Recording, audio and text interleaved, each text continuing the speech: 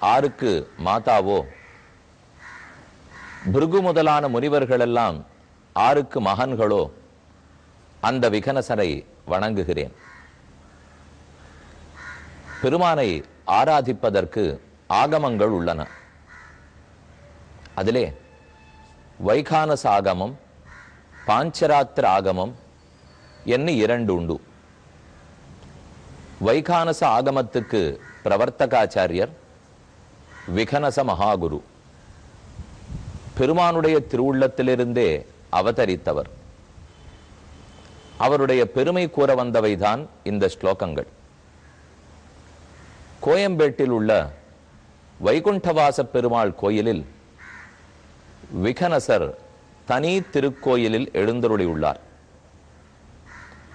பகவான போலவே சங்க சக்கரங்களை தரித்து கொண்டு அவன் உருவத்திலேயே உள்ளார். அமர்ந்த திருக்கோலத்தில் எழுந்தருளியுள்ளார். அவரை பத்தின சில ஸ்லோகங்களை மட்டும் விண்ணப்பம் பண்ணுகிறேன். யஸ்ய பிதா நாராயணஹ, யாருடைய தந்தை நாராயணனோ, மாதாச்சாபி ஹரிப்பிரியா, ஹரிப்பிரியாவே யாருக்கு தாயாரோ, அத்ரி, பிருகு, மரீச்சி, கஷ்யபர் இந்த 4 ரிஷிகளும் ஆருக்கு புதல்வர்களைப் போன்ற சிஷ்யர்களோ, அப்படிப்பட்ட விகனசரை வணங்குகிறேன். ஸ்ரௌத ஸ்மார்த்தாதிகம் கர்ம நிகிலம் ஏன சூத்ரிதம் தஸ்மை சமஸ்த வேதார்த்த விதே விகனசே நமஹா. ஸ்ரௌத ஸ்மார்த்த சூத்திரங்கள் அனைத்தையும் யாரொருத்தர் தெளிவாக எழுதி வைத்தாரோ அந்த விகனசரை வணங்குகிறேன். இந்த சுவாமியை பற்றி பேசும்போது எங்கெங்க கோயில்களெல்லாம் வைகானச ஆகமத்தின்படி பூஜை நடத்தப்படுகிறதோ அங்கெல்லாம் இவன ஸ்லோகங்கள். திருவேங்கடம் ரொம்ப பிரதானமான திவ்யதேசம். திருமலை திருப்பதி தேவஸ்தானம் அது வைகானச முறைப்படியே நடக்கிறது. அதே போல அதே எம்பெருமான் வெங்கடகிருஷ்ணனாய் பார்த்த சாரதியாய் திருவல்லிக்கேணியில் எழுந்தருளி உள்ளார். திருவல்லிக்கேணியும் வைகானச முறைப்படியே நடக்கிறது. ஆண்டாளுடைய அவதார ஸ்தலமான ஸ்ரீவில்லிபுத்தூர், அங்கேயும் வைகானச ஆகமப்படிதான் திருவாராதனம் நடக்கிறது.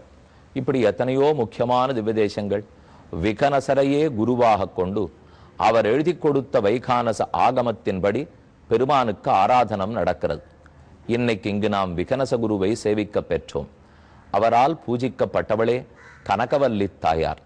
இப்போது நாம் தாயார் சன்னதி வாசலில் உள்ளோம்.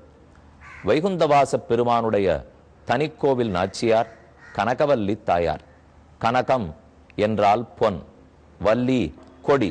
ஒரு பொன் கொடியை போன்று கற்பக மரத்தை போலிருக்கும் பெருமானிடத்தே சுற்றி பிணைந்து கொண்டிருக்கிறாள் தாயார்.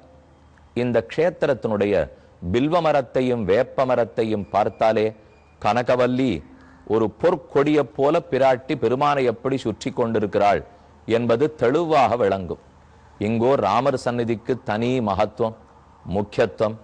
எப்படி திருவள்ளூரில் பெருமான் வைத்திய வீரராகவனாக சேவை சாதிக்க அங்கும் கனகவல்லி தாயார், இங்கேயும் கனகவல்லி தாயார் ஒரு மூத்த பதிவிரதையாய் சிறந்த சுமங்கலியாய் அமர்ந்த திருக்கோலத்தில் தாயார் ரொம்ப அற்புதமாக சேவை சாதிக்கிறாள்.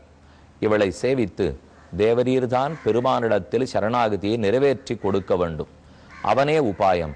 அவன் திருவடிகளைத் தவிர நமக்கு வேறொரு புகழ் கிடையாது. இதை தேவரீர்தான் உறுதியோடு எனக்கு புகட்ட வேண்டும் என்று இவர் திருவடிகளை பற்றுகிறோம். தாயாருடைய அருட்பார்வை பட பூமேலிருப்பாள் வினை தீர்க்கும். நம்முடைய வினைகள் பாபங்கள் அத்தனையும் கனகவல்லி தாயார் தீர்த்து நம்மை பெருமானோடே சேர்த்து வைக்கிறாள். அற்புதமா தாயாருடைய தரிசனம் இன்றைக்கு பெற்றோம். இந்த திவ்ய கஷேத்திரத்தில் மாதந்தோறும் உற்சவங்கள் உண்டு. 12 மாதங்கள், ஓர் வேளை 13-14 மாதங்களாக இருந்திருந்தால் பெருமான் அத்தனை உற்சவம் கண்டருளி இருக்கலாம். இருப்பது 12 மாதங்கள். அதனால 12 உற்சவமும் கண்டருளுகிறார். ரொம்ப முக்கியமான பல உற்சவங்கள் இந்த க்ஷேத்திரத்தே.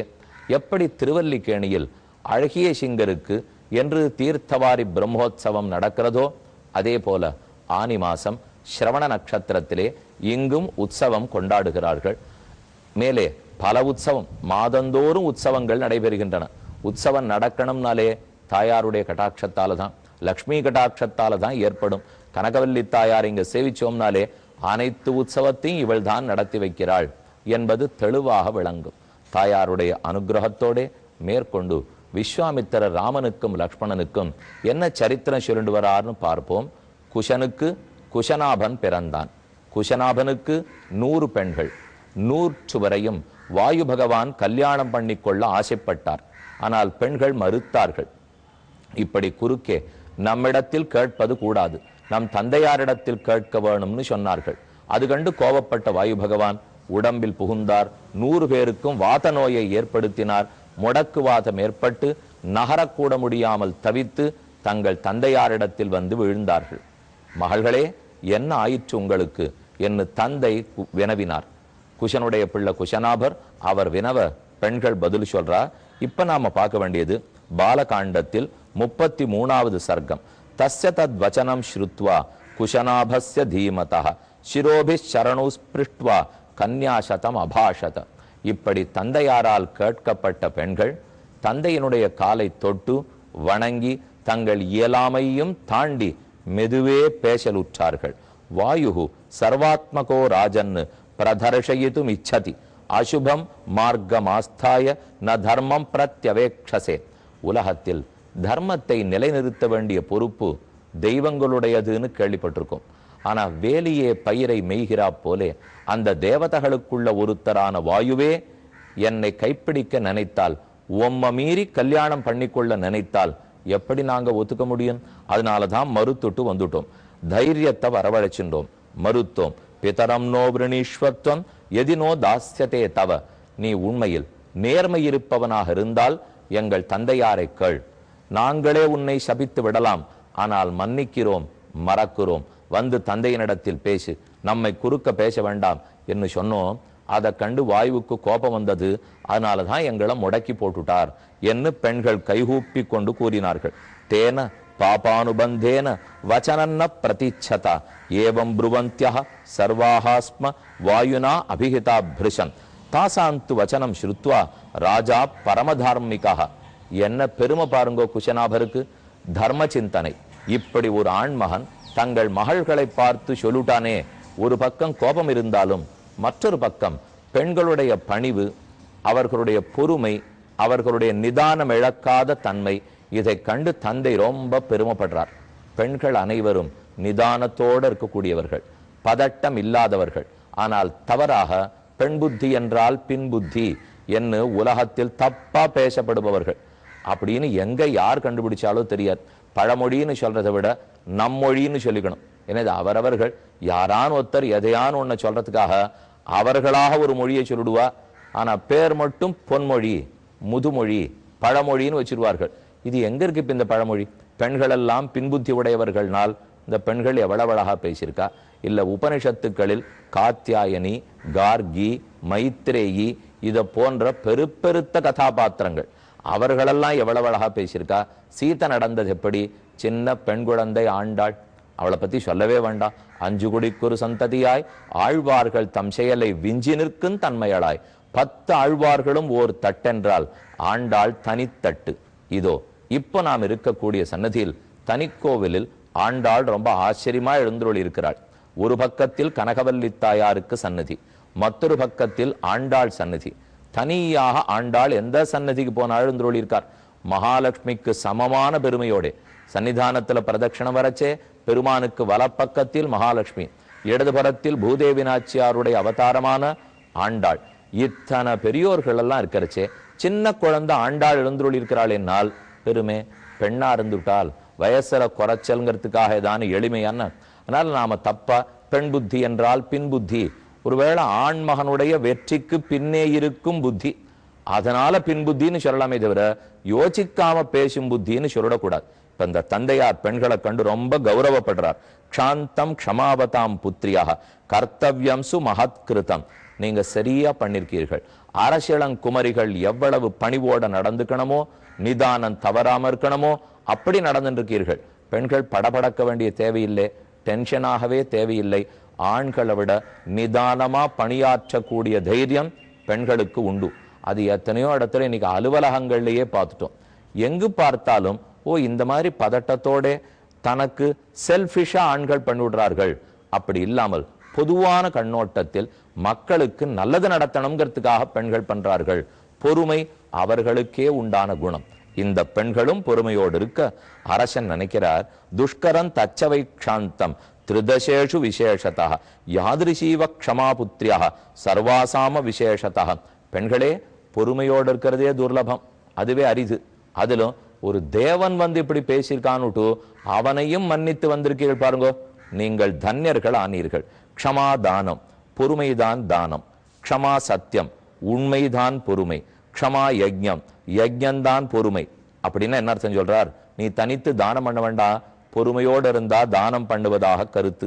தனியா உண்மை பேச வேண்டாம், பொறுமையோடு இருந்தா உண்மை பேசுறதா அர்த்தம்.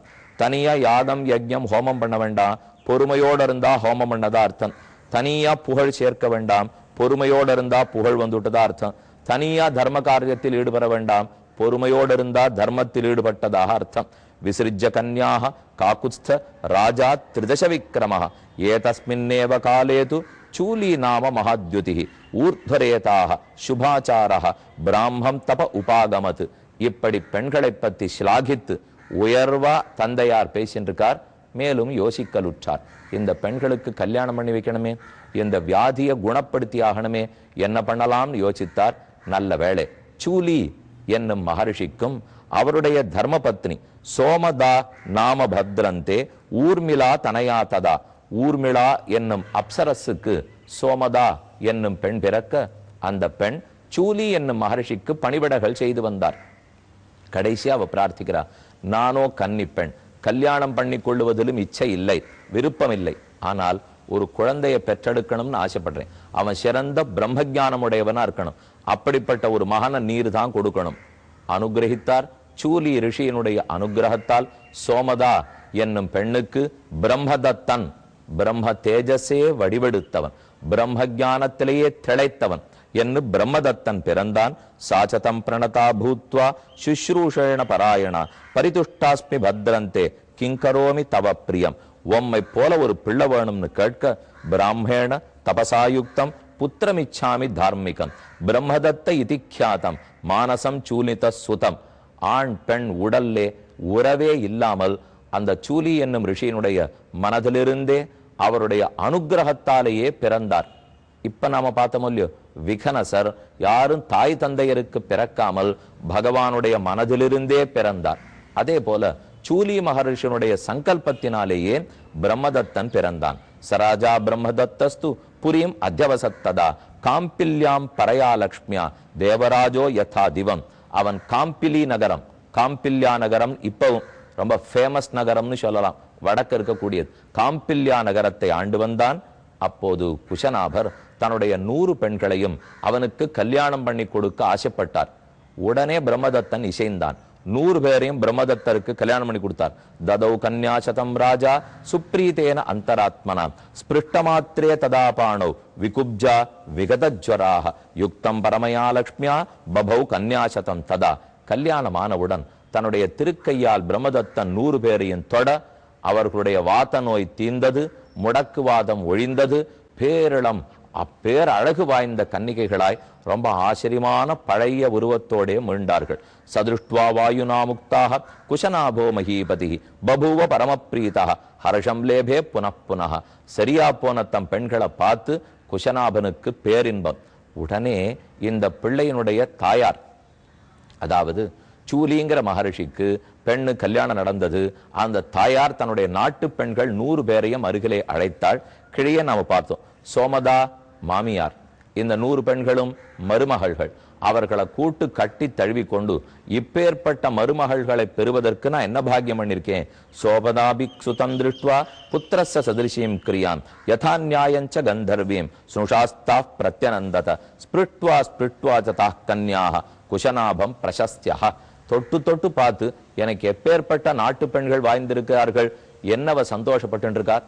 ஆக மாமியார் ஒருத்தருத்தரும் மிகச்சிறந்த மருமகள் கிடைத்திருக்கிறாள் என்று சோமதாவை போல சந்தோஷப்படணுங்கிறதை இன்று தெரிந்து கொண்டோம். கனகவல்லி நாச்சியாரை வணங்கி நாளை காத்திருப்போம்.